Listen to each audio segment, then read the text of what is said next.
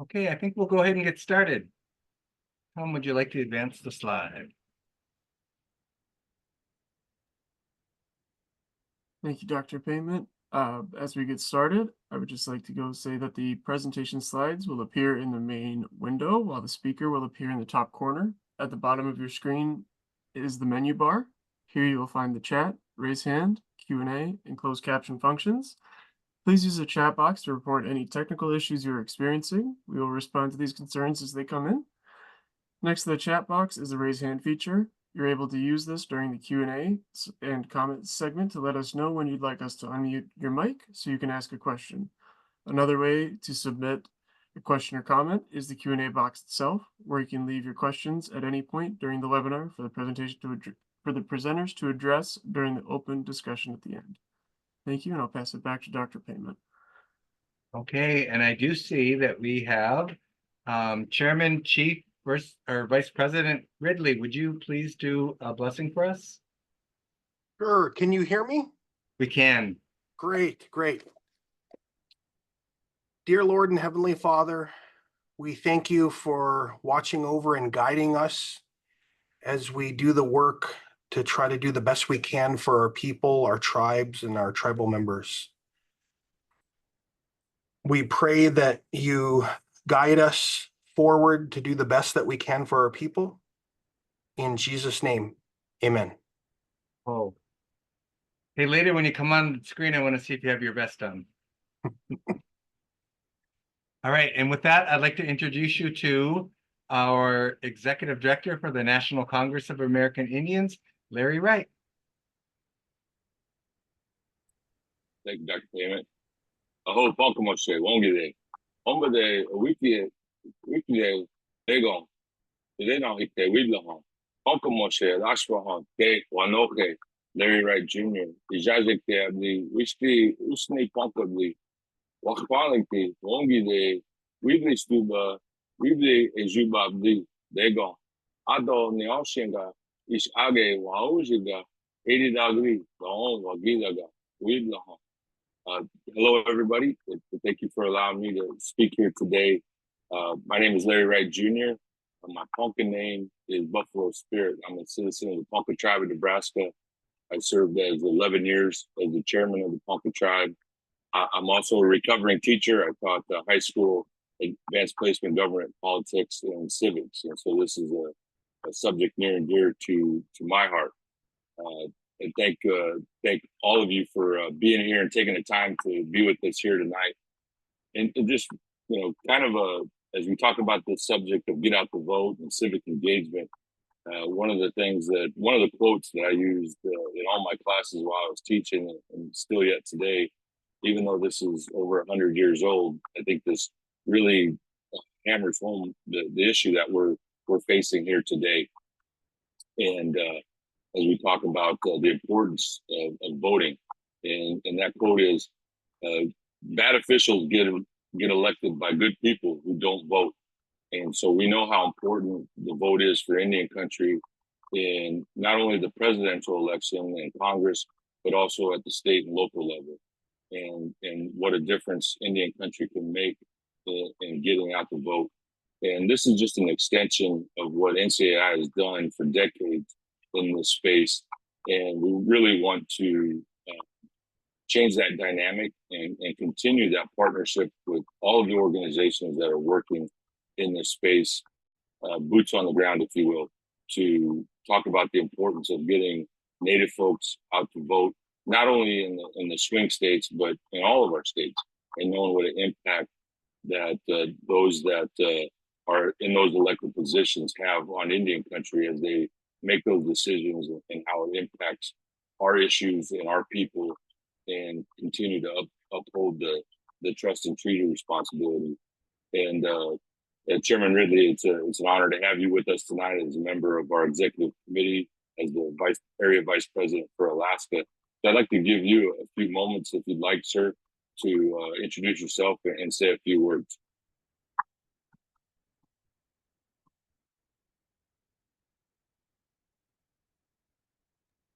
Can you hear me? We can. I apologize on here. I don't have access to the mute and stuff. So he had mentioned my camera. I don't see a camera option on here. But I'm Brian Ridley. I am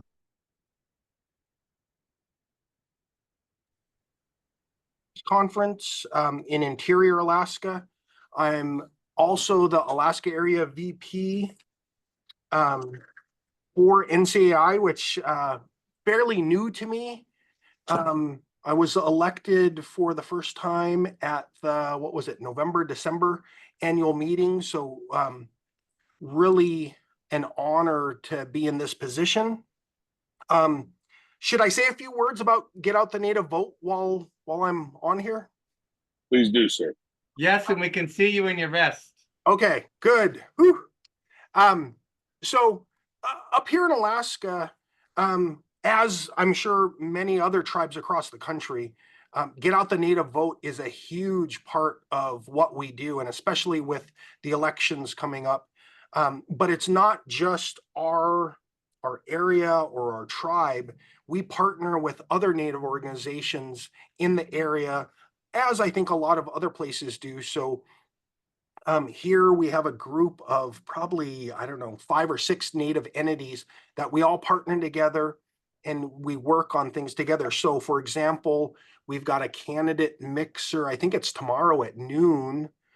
We have social media. I mean, there's a lot of parts and pieces to this.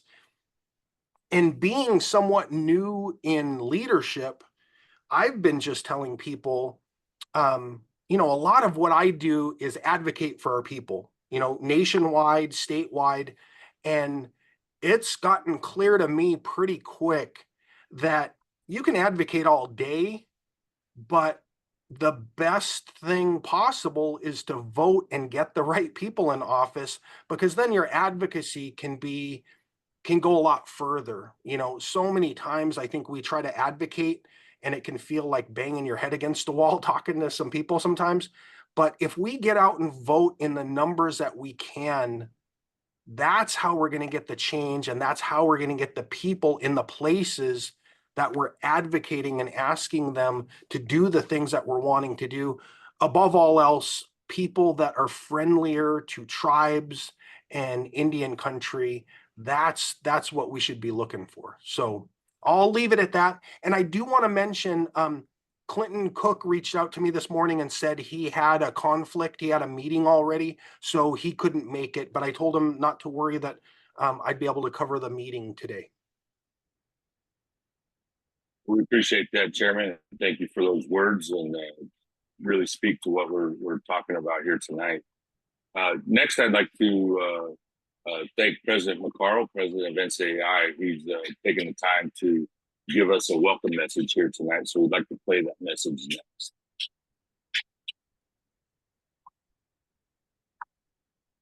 Miyuyam. My name is Mark Macaro, President of the National Congress of American Indians and Tribal Chairman of the Pechanga Band of Indians. Welcome to NCAI's Get Out the Vote webinar series. This year marks the 100th anniversary of the Snyder Act of 1924, which granted U.S. citizenship to America's first people. Voting is likely one of our most consequential constitutional rights. This webinar will serve as a vital tool for tribal leaders on how to mobilize our tribal citizens. The native vote can be the deciding vote this election. Be the margin of victory, honor the past, and prepare for the future.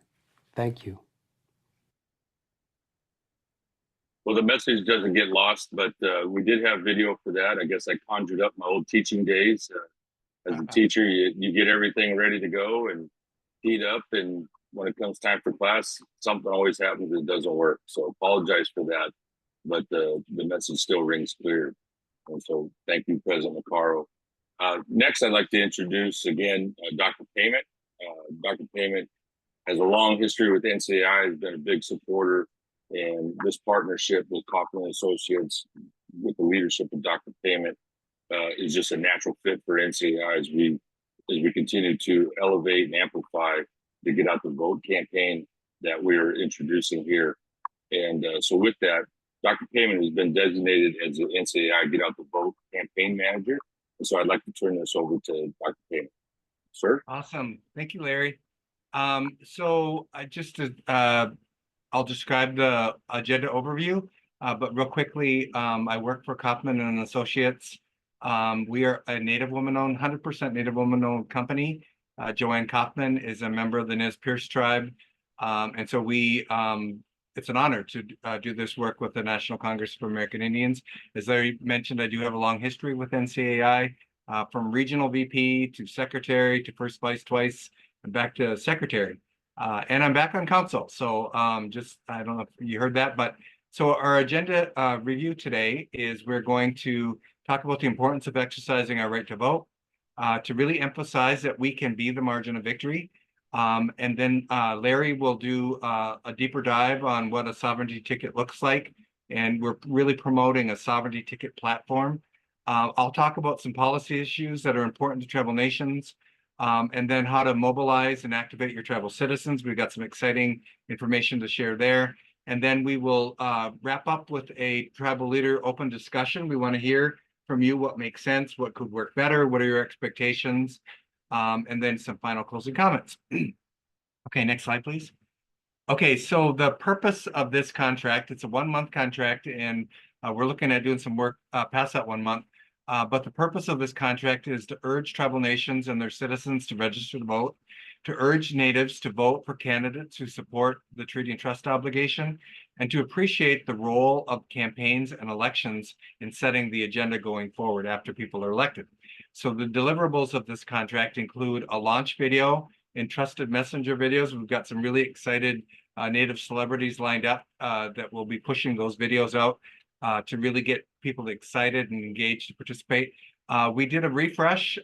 Larry had said NCI has been part of the Native Get Out to Vote for quite a few years, well over a decade. And so we did a refresh to the website. And of course, we're having these webinars where our regional vice presidents are joining us, and developing a training guide for media contacts. We really want to push out and promote others in addition to Indian country to pay attention to the Native vote and why we are a factor, and hopefully get some media coverage, and then disseminating Get Out to Vote toolkits. So we, again, NCI already had a bunch of stuff there. We just kind of refreshed it. And then a little bit later, we'll talk about mini grants. If we, next slide, if we ask the question, a couple of rhetorical questions, what is the importance of us exercising our right? Why should American Indian Alaska Natives vote? Does my vote really matter? Does voting diminish tribal sovereignty? That was kind of a thing in the 90s that people believed that somehow that would diminish our sovereignty. And then, of course, Jefferson Keel used to say, should I vote D for Democrat or R for Republican? Or how about I for Indian on Indian issues? And then, is it too late to register? How do I register? Where do I vote? And how about absentee voting? So when tribes signed treaties ceding nearly 1 billion acres of Indian land in exchange for provisions of health, education, and social welfare into perpetuity, our ancestors secured a commitment for funding federal programs and services forever. While these rights are generally upheld through judicial precedents, they depend entirely on who is in office. While American Indian Alaska Natives were granted citizenship 100 years ago, a guaranteed right to vote didn't come until the 1964 Civil Rights Act was enacted. But we know even today we have issues with voter suppression. But it's our solemn duty to vote. So please, let's exercise our right and let's share that with others. Yes, your vote matters. President Kennedy won his election in 1961 by just over 100,000 votes, an average of 1 vote per precinct. The 2016 presidential election in Michigan was decided by just over 10,000 votes. The number of Native Americans in Michigan in 2020 was nearly 110,000. So we can be the margin of victory. You get to help decide who is president and who controls the House and Senate. So let's vote for candidates who support a tribal sovereignty ticket. Voting doesn't diminish our tribal sovereignty. Just as most Americans can vote in local, state, and federal elections, so too can Natives, but we have another level of citizenship and representation through our vote. If you vote in favor of candidates who have a platform supporting the treaty and trust obligation, you strengthen our sovereignty. If you prioritize the impact of the federal government on our tribal sovereignty and federal funds as Indians, we win. Who you vote for is entirely up to you. We don't ask people that question. But you are encouraged to research the candidates and ask the tough questions of how they will serve you as an American Indian. It's not too late to register to vote either, but it varies depending on the jurisdiction. We urge everybody to go to nativevote.org, to learn how to register in your respective state, how to secure absentee ballots, and where to vote in person. So let's talk a little bit, next slide, about being the margin of victory. So we put together a slide to show why we are a factor, why we can be the margin. The close margins in the last two presidential elections suggest that the lack of a Native-focused campaign in 2016 and courting the vote in Native vote in 2020 may explain how the battleground states turned from red to blue and decided the election. Data shows that the proportion of Natives in these battleground states is multiples greater than a win or loss margin. Michigan was won in 2016 by less than 0.2%, while the proportion of voters who are Native is 2.3%. Michigan was won in 2020 by 2.8%. In Arizona in 2016, the margin of victory was just over 4%, and the proportion of Natives is nearly 16%. In 2020, Arizona was won by 0.3%. We are definitely a factor. So if you look at these same battleground states on the slide, you can see the proportion of American Indians in each state and the margin of victory in the 2020 election. And these are the same states that are in play as battleground states going forward. If you look at the polls are really tight in these areas, in these battleground states. So we can be the margin of victory, and we want the candidates to know that, because if a candidate reaches out and they're supporting tribal issues, the treaty and trust obligation, and they end up winning, then hopefully they'll be favorable to us going forward with the administration.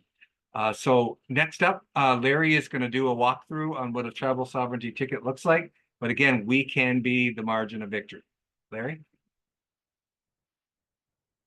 Thank you, Dr. Payment. Yes, and as we talk about this and understand the nuances and even some of the pushback from Native country, and talking about the election process and how it's tilted against Natives and wasn't designed for us. We understand that, we recognize that, but we also understand that this is a system that we have right now, and if we don't engage in it, we're left out. And that old saying of, if we're not at the table, we're on the menu, and this really it plays true as we look at our Get Out the Vote initiative. But when we talk about the sovereignty ticket platform, one of the things that NCAI is working on, along with all of our sister organizations, is showing the priorities of Indian country. And this has its origins in a document that was produced by NCAI with the partnership of all of our sister organizations for last year's White House Tribal Nations Conference. And we're updating that platform and showing all of the different needs of Indian country. And so we're excited about that, and we hope to get that out here within the next week, so that can be shared with any candidates that are running for office, regardless of their affiliation. And we know, painfully so, probably more than others, how important it is that we have support on both sides of the aisle, knowing what that means for Indian country. And so, NCAI is officially a nonpartisan organization, and we really do work hard to make sure that we are enlisting support from both Republicans, Democrats, Independents, and obviously I for Indian. But when we talk about the sovereignty ticket platform and those policy issues, we know that the relationship between the federal government and our tribal nations has been reaffirmed through Supreme Court judicial precedents in legislation, and administratively through executive orders, presidential memoranda, and proclamations.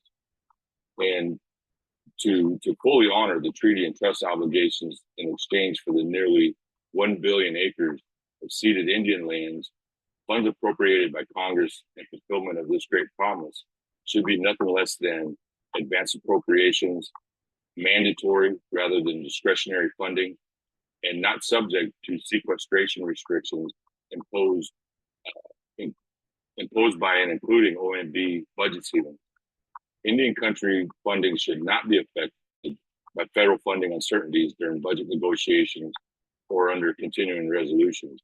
And we're facing that deadline here at the end of September. And so we're actively looking at that and concerned about that with this current Congress. But achieving the classification as mandatory funding can be a significant challenge. However, in December 2022, Congress voted on advanced appropriations for Indian health services. And we know even that took 13 years of strong advocacy among several organizations in Indian country to get that passed. Moving Indian country from discretionary to mandatory and forward funded will truly honor the treaty and trust obligations. NCAI has long collaborated with tribal nations to enumerate tribal infrastructure needs and priorities. In fact, in 2017, NCAI testified that the backlog was in excess of $47.8 billion, with a breakdown as follows: $10.3 billion for IHS facilities, $12.5 billion for IHS sanitation, $1.3 billion for BIE schools, $33 billion for Indian housing, and $20 million for multi-justice centers. And while the 2021 Jobs and Infrastructure Act afforded record amounts of funding to tribes, the vast majority of our infrastructure needs remain. In regards to land in the trust issue, a clean carcieri fix is needed now. And as late as 2018, proposed rulemaking would have granted the level of assent to local government to deprioritize tribal land in the trust request. Notwithstanding intertribal conflicts with land in the trust issues, a streamlined and pragmatic process subject less to political ebbs and flows is needed.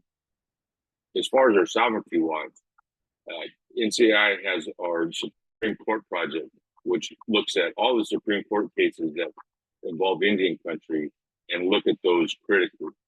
And while the decisive outcome in Brackeen versus Holland upheld ICWA, we know that threats to sovereignty and jurisdiction remain.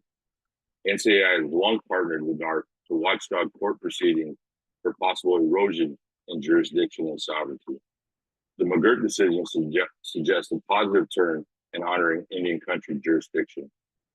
However, impacts of the Oliphant versus Squamish case remain, where tribes lost authority to hold non-Indians accountable for certain crimes on tribal land. Enactment of laws to stabilize jurisdiction are needed to protect tribal sovereignty and ensure no holds in that jurisdiction. These agenda items and more establish a tribal sovereignty ticket to look for when casting your vote. Next up, Dr. Payment will share a few federal Indian policy issues of importance to tribal voters. Dr. Payment? Absolutely. So let's talk about some federal Indian policy issues.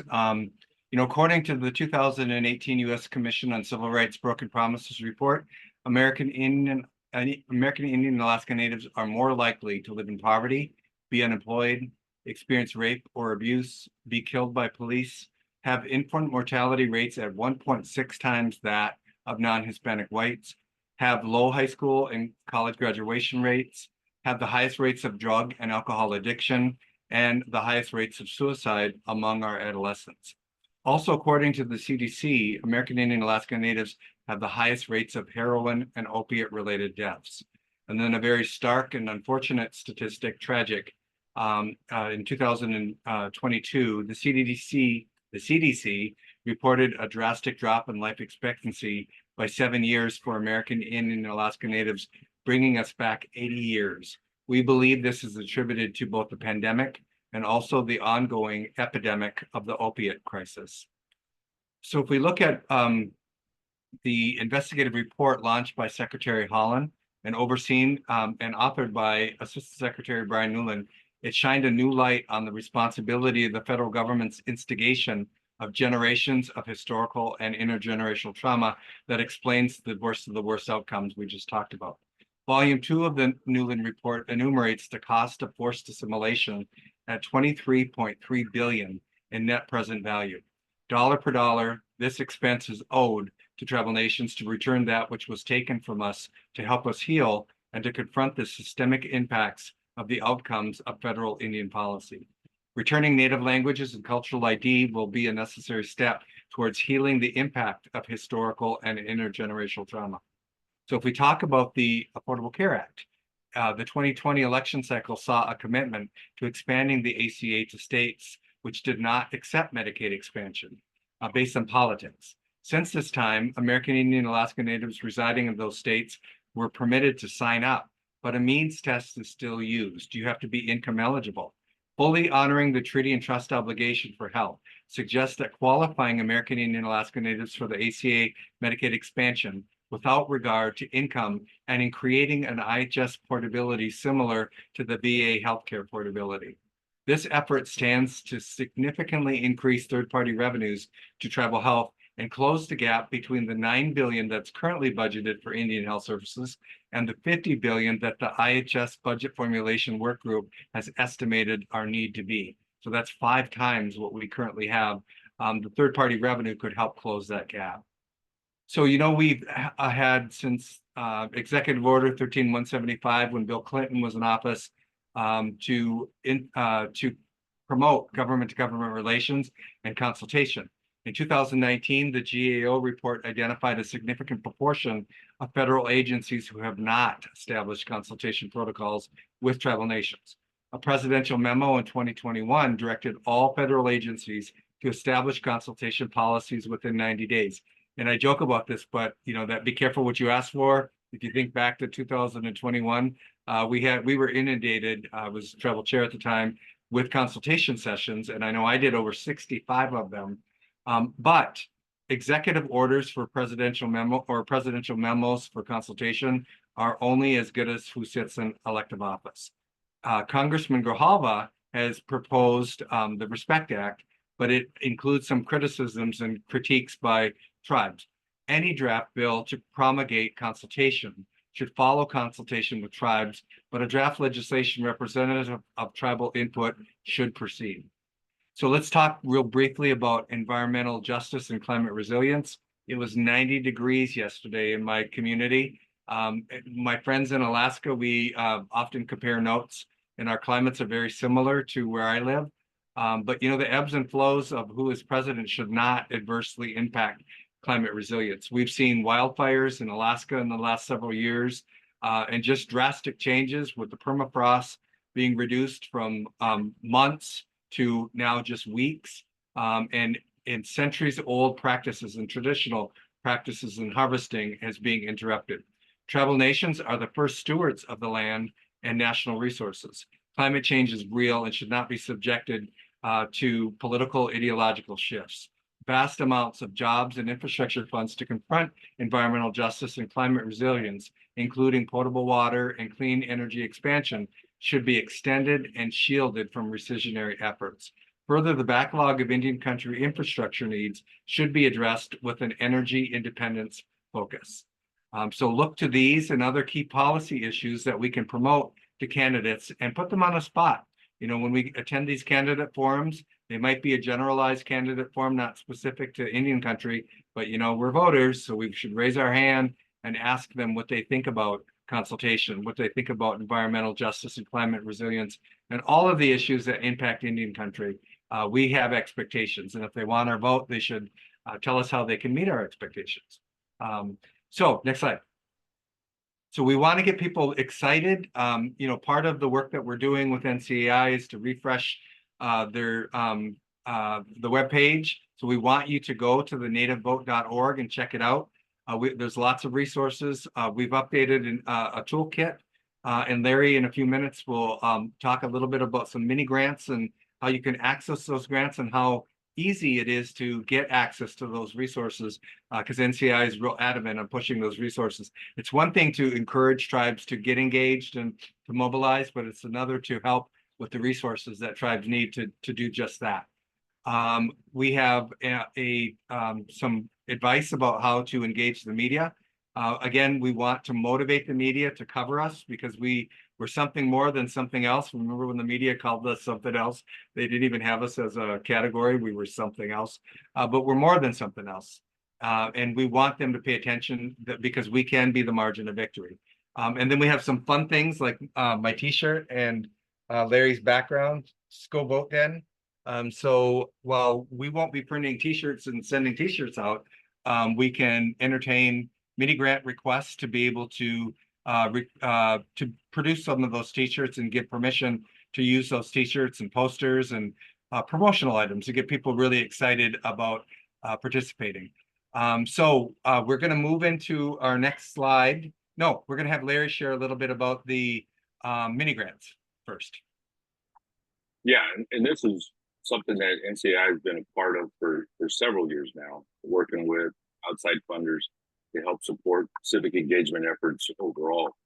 But last year, NCAI made a change with the direction of our executive committee to create a foundation and really look at changing the dynamic for not only NCAI, but for Indian country, and looking at, the work that we do costs money. And from the past, for essentially 80 years, a large part of that funding has come from tribes themselves. And we want to recognize, and as a former tribal leader myself, we understand the limitations that tribes have to be able to do that. And even some tribes have difficulty just being able to pay the membership dues to be a member of NCAI. So as we look to the next 80 years after we just celebrated our 80th anniversary last year, we wanted to change that model, and the foundation was critical in doing that. And one of the biggest aspects in creating the foundation was just looking at the philanthropic sector alone. In this country alone, over the last couple of years, over $400 billion has been spent in philanthropic efforts in this country. But yet less than 0.5% of that money went to Indian country. And almost to a foundation, when we reached out and asked, what is your platform to support Indian country? They've all said, we don't have one, or we don't know how to work with Indian country. Recognizing that there's 574 federally recognized tribes, and understanding that Alaska itself has a large component of that. We wanted to make sure that as the biggest voice in Indian country, that we said, that's something we do every day. And we can be the gatekeeper for that. And our efforts were designed not to be competitive with any other organization trying to raise funds, but just to enhance it and be a better partner than we have been in the past. And so to date, in less than a year, our foundation has made significant strides. And by all accounts, our foundation has raised more money than any other organization in that startup phase. And so we're very, very excited about that and the impact that it has for Indian country as a whole, the tribal nations themselves and the villages, but also our sister organizations, knowing that everything that we do has an eye toward not only NCAI, but to all of Indian country. And to that end, one of the big things that we're engaged in is civic engagement. Not only get out the vote, but also what that means for the census and making sure that this isn't just an election year cycle, but something that we are able to fund and support year round. And every day it's a battle. We understand the significant increases in attacks on tribal sovereignty, and more sophisticated attacks on tribal sovereignty. And we have to be vigilant about that and make sure that the candidates that are elected to office are supportive of this sovereignty ticket. And to that end, we want to make sure that NCAI can't be everything to everybody. We understand and recognize our partners that are in the field doing the work day in and day out, have those local connections, and understand what works best in their community. And the best way that NCAI can support that is through funding. And as we get those dollars, and we continue to see an uptick in funding that we're going after and receiving. One of the things, if you go to our nativevote.org website, there is a tab for grants, and these mini grants help you mobilize in your local community. And so, who can apply? Obviously, tribal governments themselves, Native-led 501c3s and C4s, and Native vote collectives. And when we look at that, we look at eligible projects that we can fund. and we want to be equitable in our funding and try to spread as much of that as we possibly can. But all of those projects look to increasing civic participation, enhance capacity of tribal organizations, comprehensive data and analysis tools development, youth and elder engagement programs, strategic coalition building and collaboration, communication and outreach efforts, and increased awareness and understanding of Native voting rights. And as we alluded to earlier, the Native American Rights Fund, NARF, is a critical component to what we do in Indian country, and making sure that any action taken to try and dissuade or make it harder for Indian country to vote, they take those issues on. And so they are a critical partner for us, and one that NCAI looks to help fund and make sure that those fights can be fought at every level. We know that Arizona just came out with essentially a voter suppression action that requires birth certificates to show proof of residency in order to be able to vote. And NARF is addressing that issue. And they've won many fights in many other states.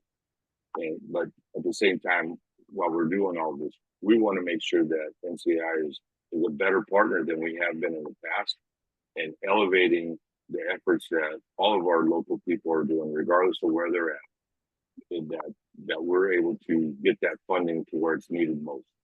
And whether it's any of the things that are on this slide, but you know your community's best and what works, and we want to help support that financially. And so that's our commitment to all of our areas, regardless of region. And we want to uplift and elevate the work that's being done in those particular regions, in your communities, especially. And when we talk about nativevote.org, we want to make sure that everybody understands that that's a dynamic website, that we just updated it, but it will continue to be updated. And we want to have everybody be able to share best practices and create that collective community, so that you yourselves in Alaska may see something that's being done elsewhere, and use that as an idea that could help your communities. And so NCAI just wants to be the best partner that we can, and help advocate for Indian country on every level. And we believe this is a great step forward. And with our partnership with Kaufman and Associates, the work that Dr. Payment's doing, and our whole team, we want to make sure that there's no doubt that we're doing everything we can to support your work. So thank you, Dr. Payment. Awesome. So, just a little aside here is, it's not a surprise that there's a voter suppression effort in Arizona, because the election was won by a candidate in 2020 by a very, very slim margin. And again, the number of Native Americans in that state is 16%. So, targeting voter suppression for American Indians to try to make us not a factor. We did hear some really exciting things today with some efforts that are happening in Arizona that are trying to engage young people and really mobilizing people. So I don't think it's going to work. The suppression part's not going to work, because we adapt and overcome. So we're really excited about that. In Alaska, so we're going to open, next slide, we're going to open up for some discussion. We really do want to hear from you, what your ideas are, what do you need? Alaska is really a unique area, because, one administration took the historic step towards taking some land into trust. The next administration, notice how I'm not saying party or who we're talking about. The next took it right out of trust immediately coming into office. And so, one of the other platform ideas that we should push is that we need a strategy and a plan for how many acres are going to go into trust in Alaska. So we need something more than just a nominal amount. We need something real. And then the other thing for Alaska being unique is, it's less partisan in Alaska, because the Alaska Natives are the reason why Senator Murkowski made it in her election. There's no doubt that she would not be senator, and she's been an amazing champion for Indian country on the other side of the aisle. but then your previous congressman and your current congresswoman is just amazing, and it's without regard really to partisanship. But so we'd like to hear from you. What are your ideas? What do you need? What resources do you need? What help do you need? What are your feelings about the election? We just want to open it up. And Vice President Ridley, you're ready to go. Thank you. Thank you. I think there's a lot of excitement about the election, especially with Kamala coming in and her vice president pick. So, that part has been fun and exciting, but, I think still it's great to emphasize the get out the native vote because there's still so many unknowns. Nobody knows for sure what the outcome is going to be. So, it's never been more important, I think, for us to get out and make sure our people are voting. That was going to be one of my reminders was that we were able to elect a senator on a write-in vote. So I think sometimes people forget about that. It feels like forever ago, maybe sometimes, but that we do have that power in the Native community in Alaska to do something that I think most people thought couldn't be done. So that was pretty exciting. If I can go back to some of the previous points that were made, I think, we covered a lot of federal priorities and things like that. So I want to remind the folks in Alaska that are on the call, as we look at the resolutions that the Alaska region has pushed over the last probably 10 years, and so while you're talking to different people running for office, the top 5 that we show, subsistence is number 1. Obviously, that is such an important topic to our people, especially with the dwindling fish and large game, be it moose, caribou, and others. Climate change is number 2. That totally makes sense. Public safety and tribal courts is number 3. Education is number 4. And energy is number 5. So keep those kind of on your list and watching to see what different candidates, what their views are on things, without getting too partisan. I would say we've been pretty lucky the last couple of years with the amount of federal funding that we've had, especially in solar and different projects like that. So the question remains based on the election, what's going to happen with, all the things that we're working on, all the things our tribes are working on. I feel like we've made some pretty big gains the last couple of years. Our tribes are very busy working on a lot of different projects. So that's pretty exciting.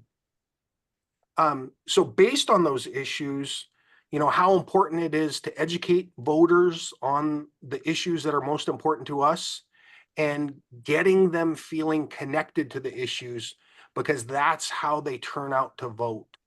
Some other things that we talk about up here are making sure, as you guys mentioned earlier, registering to vote, that 18 to probably 35 range. I'll be honest, I'm guilty of, I've got 3 boys that are in that range, and it's not easy to get them to vote. So, finding ways to connect to the younger audiences out there, getting them to connect to the issues and make sure that they feel important so they want to get out there and vote.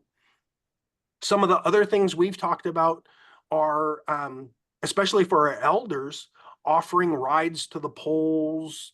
One of the things we do here is we give an hour off the workday, paid time off, to be able to go vote. Sometimes people get busy at work and they say, oh, I didn't have time to vote. So we try to take that excuse out of the equation. So with our 1,300 employees, it's nice to know, as was said before, we don't push the candidates or things like that. We just want people to vote. We want our people to vote. And so we try to do our best to partner, as I said earlier, with the other Native organizations, and do the best we can. So thank you. Masicho. Awesome. You know, one of the big issues, and I'm going to queue up. Hopefully, others will raise their hand. You raise your hand, and we'll unmute you so you can join us in the conversation. Is several years ago, I served on TIBIC, and Marvin Adams. If you guys know Marvin Adams, is a good longtime friend, and he instigated. He said, "Hey, I want to talk to you." So he explained to me the history of how Alaska got excluded from the Bureau of Indian Education and having tribal schools in Alaska. And we passed a resolution because of Marvin's instigation. But that only goes so far. That's a priority. NCAI supplies support for the budget formulation through TIBIC. But the next step is we have to have candidates that will campaign on and support expanding the Bureau of Indian Education and tribal grant schools into Alaska, because Alaska has been left out. We know that if we can educate our own people, that we can do a much better job, and the standardized test scores are much higher. So, so we have to give those expectations. Cheyenne, would you like to join us? Go ahead.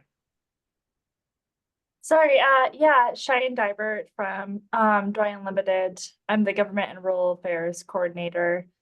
Hello, everyone. I just wanted to emphasize on Brian Ridley's comments about how are we going to get in early voting more accessible to our rural citizens voting in rural Alaska. I mean, we've had some difficulties here, and people want to go out and vote for sure. We've prioritized it through our Interior Native Vote program. Just a topic for maybe we can't solve it now, but in the future, yes. Yeah, so you know, it's funny. Through the pandemic, we learned that we can make voting accessible. It was a necessity, right? And then, but because everything boils back to local control and state elections and through the Secretary of State, a lot of the headway that we made has been reduced. But the latest of where we're at can be found on our website, nativevote.org. So, you know, it's going to take ongoing work to get past that voter suppression.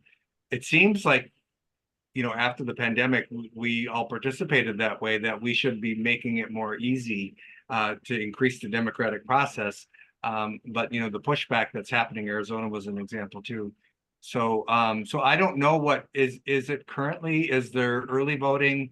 What is the process in Alaska right now? I don't know that. Can you register early? Can you vote absentee? Is it no fault?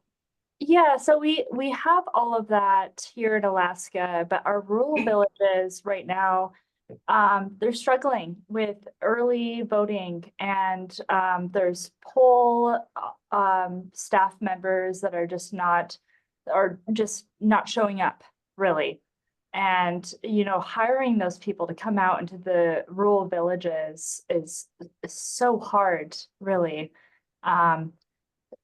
That is just something we're struggling here with in Alaska, and especially with Interior Native Vote, our interior TCC and Fairbanks Native Association and Doyon we're trying so hard to get people out there and vote. And while we're doing that, people are struggling to vote. So we might have to look at, Larry, we might have to look at forming a strategy for how we can interface with that, because it's a matter of getting people to do what they're already charged to do. Yeah, and I think that when we talk about that part with voter suppression, and that's where NARF comes in as a key component. So if we feel that there's pushback about early voting, NARF is definitely ready to go. And that information is on our website in our NCAI voter action kit. And it really lays out those steps, not only for the, you know, looking at voter resources for checking voter registration information, laws and deadlines, and Native voter advocacy. And there's websites associated with each of those, and it's laid out in that action kit. And so we, you know, and the other part of that is making sure that the officials are doing what they're supposed to do, but as you, as grassroots, try to get people to do that, and especially early voter registration and mail-in ballots, there's an opportunity for that, and we're hopeful that as the mini grants roll out, that you can identify the needs to be able to share that kind of information to as rural as Alaska is, and the challenges that are much more difficult than the lower 48. That those mini grants could help support that and be able to get that information out. And that might be mailings on your own part with the different villages, but definitely there's resources there, and hopefully, and again, if they don't align exactly, we stand ready to answer those questions and forward those to the places they need to go. Thank you. Others, don't be shy. Just raise your hand and jump right in.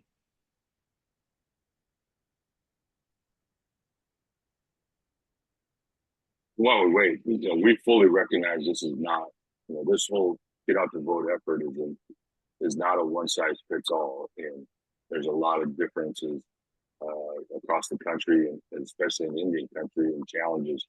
And so we want to make sure that we continue to fight all of those measures that still try to eliminate us.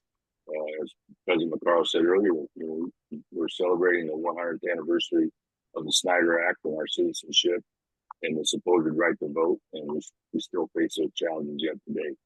And we want to make sure that we remain vigilant at NCAI, as well as our partners like NARC and all of Indian country, to continue to fight those instances where it's most egregious, and making sure that none of our people are disenfranchised from that basic United citizen right. So we want to encourage you to please go to the website. We've said it a couple times, and the page for the mini grants it's a very, very simple, straightforward application. Check it out if you have an idea, and it can promote Alaska Natives participating in the process. It'll probably be funded. So, and we also can do some coaching about how to write a proposal. It doesn't have to be an elaborate proposal. We will work with you. If you let us know what your needs are on that on that assistance, just check it out, and you're likely to get funded. So yeah, and it could be, and the last question that Marna, you're not alone in that comment. This could be something just as thinking out loud. If AFN took on a candidate forum, all those candidates that were running for office, to have that debate on that level within the state, and be able to identify those officials that, where did they stand, and specifically, where do you stand on our American Indian Alaska Native issues, and to the point, the 5 points, that priorities that Vice President or Area VP Brian Ridley laid out, and really helping those undecided voters, or those that haven't been truly engaged, to say, here's who the tribes of villages of Alaska support, and regardless of candidate, and regardless of party, and helping that level. So that would be one more example of an organization that could reach out for a mini grant, that we could help support that. And we're seeing that in different states in the lower 48. Obviously, that's a little easier. Again, I'm fully aware of the challenge Alaska faces, but that could be another opportunity to help in that regard. all right, we're coming close to the end, but we don't want to miss anybody. Does anybody else have any questions or any ideas they want to share? Yes, I will drop it right in the email right now. And I would say, if you go to the website, nativevote.org, there's a tab on there to apply for the mini grant. That goes straight to our staff, and who handle that, and we collect those, and we make sure that we look at all of the grants that would come in.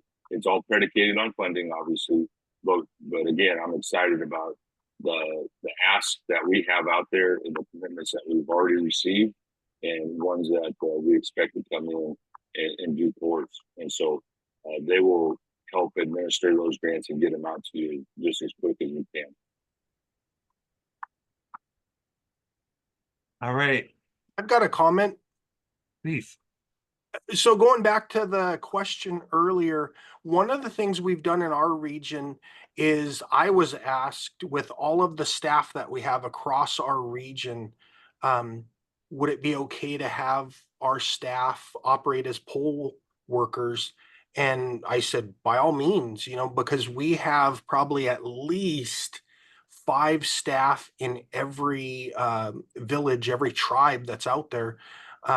So that was one of the things that we're trying to do this fall, because we had a few villages where we were struggling to get poll workers, election workers there. And so to me, it goes under the other duties as assigned. So if there's staff that are willing to do that and wanting to do that, I just made sure that they knew that that was an option for them out there. So hopefully our other Native organizations across Alaska are able to do that. And hopefully the primary was kind of a indicator of what areas we think we might have issues in, and then we can focus on those across the state to make sure that we've got the election workers that we need. So thank you. Okay, any final words? All right, Mr. Executive, close this out. Yeah, I just want to say this is just the beginning of the conversation, and we're excited to be able to roll this out, and excited about our next steps as well. Continue to look at that website. It will continually be updated, and with more information from organizations all across the country working in trying to get natives to get out to vote.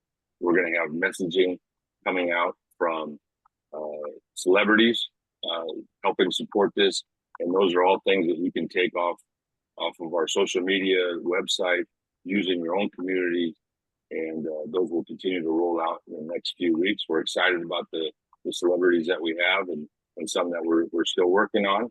But we have youth as part of those trusted messenger videos, and we want to make sure that we're doing everything that we can in that space. And again, we're open to the commitment I have as executive director is to make sure that we are truly listening to Indian country, and we don't have all the answers for sure, and we continue to want to hear from you, the experts, and do everything that we can to incorporate that to the best that we can. And that's my commitment to all of you, to our executive committee at NCAI, and I think we're off to a very good start with our partnerships here, and reaffirming our partnerships across Indian country to make sure NCAI is being the voice that Indian country wants and needs. And we thank all of you for being here tonight and taking that time to hear us, and for us to have the opportunity to hear you. So thank you very much. Thank you, everybody. Thank you. Thank you.